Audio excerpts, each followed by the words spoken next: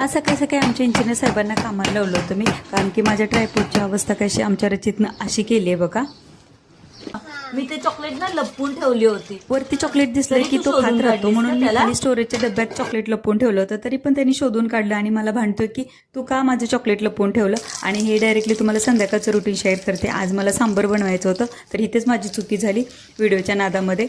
मी आधी मसाले टाकले आणि त्यावरून कांदा टाकला. थोडंसं स्मॅश व्हायला वेळ लागलाय मला ते कांदा. आणि इथे कुकरमध्ये ना मी डाळी वगैरे आणि भाज्या सगळ्या 2-3 शिट्ट्या करून घेतल्या. तर बघा कांदा वरती थोडासा पोहताना दिसतोय. तर हा ड्रेस कुणाला घ्यायचा असेल तर घ्या, फ्लिपकार्टवरती आहे. खरंच माझ्या हाईटला तर छान बसलेला आहे. माझी हाईट थोडीशी जास्त आहे.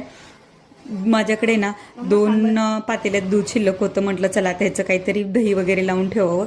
तर इकडे मी दही घेतलं 1 चमचा आणि त्यामध्ये कोमट झालेलं दूध ओतलं. आणि ते दूध ना थोडंसं जेव्हा दही टाकतो ना तर ते हलकंसं एका साईडने हलवून घ्यायचं, जेणेकरून ना दही घट्टसर लागतं, छान लागतं. आणि माझ्या चटणीला कोथिंबीर नव्हती म्हणून मी मस्त कढीपत्ता आणि इथे थोडीशी ना चिंच पण टाकायची, जेणेकरून चटणीला टेस्ट येते.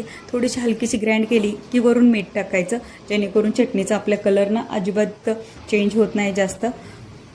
इथे मी आप्पे पात्र घेतले आणि त्यात थोडंसं तेल टाकलं आणि थोडं थोडं पीठ टाकायचं, जेणेकरून त्याला फुगायला पण जागा पाहिजे. आणि ते जे ड्रॉप वगैरे पडलेले असतात ना, असं पडतं तर त्याला पटकन पुसून घ्यायचं. तर इथे आपले सांबर रेडी झालेलं आहे. तर बघा त्याला मी चाकूच्या साह्याने ना हळूहळू काढून घेते, त्याने व्यवस्थित निघतं मला नेहमी. तर इकडे बघा छान आपले आप्पे तयार झालेले आहेत. वगैरे कसे खरपूस भाजलेले आहेत. तर या आप्पे खायला मस्त.